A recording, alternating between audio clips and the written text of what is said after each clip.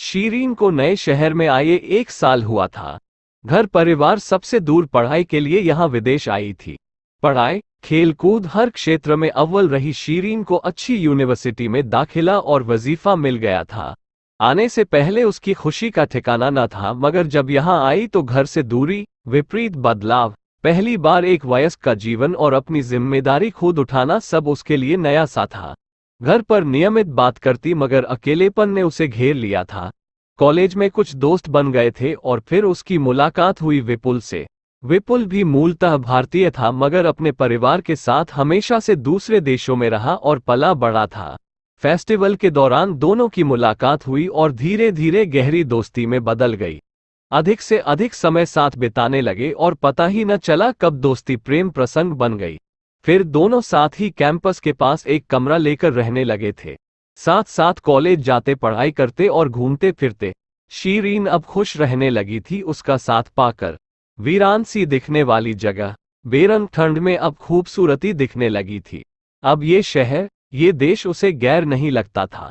जब भी घर पर फोन से बात करती माता पिता उसकी आवाज में चहक सुनकर खुश हो जाते। 3 महीनों में साथ अब ऊब लगने लगा था। कम उम्र का प्रेम जैसे उफनती लहर की तरह उभरा और फिर विलीन हो गया। कॉलेज के पास शीरीन ने विपुल को किसी और के साथ देखा तो ईर्ष्या से सुलग गई।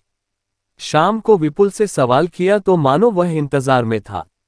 बहस हुई और अपना सामान लेकर निकल गया। इतनी जल्दी शीशा टूट जाएगा, शीरीन को इसका अंदाजा भी न था। प्यार का मतलब तो साथ निभाना होता है न, कम से कम उलझन को सुलझाने का प्रयास तो किया ही जाता है न। बिना कुछ कहे समझे बस ऐसे चले जाना, ऐसा कैसे कर सकता है विपुल?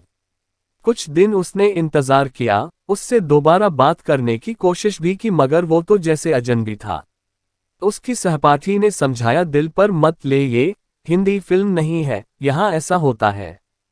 मगर शीरीन तो उसे सच प्रेम समझ बैठी थी। कई दिन कॉलेज नहीं गई, बस चुपचाप बैठी रोती या यहाँ वहाँ निकल जाती। कई दिन घर पर फोन भी नहीं किया। सुबह उठी तो दरवाजे की घंटी बजी, देखकर हैरान रह गई। सामने बाबा खड़े थे। आप यहाँ कैसे? तुमने इतने दिन फोन नहीं किया। हम सब बहुत चिंतित थे, फिर सोचा देख ही आऊं, मगर इतनी जल्दी टिकट वगैरह। बाबा ने कुछ कहा नहीं मगर चेहरा देखकर समझ रही थी कितना खर्च और परेशानी उठाकर आए थे इतनी दूर। घर पर दिवाली भी नहीं मनी थी ठीक से इस साल। उसके जाने के बाद घर सूना हो गया था। सब देख सोच शीरीन आज बहुत रोई और अपनी नादानी का एहसास भी हो गया। क्या एक अपरिपक्व और बेखबर लड़के का प्यार इतना अहम हो गया कि वो अपने माता पिता के दरिया जैसे दिल को दुखाने चल दी? क्या है प्यार? आज उसने ठान लिया अब ऐसी गलती फिर कभी न करेगी और पूरी तन्मयता से अपना लक्ष्य पाने में जुट गई।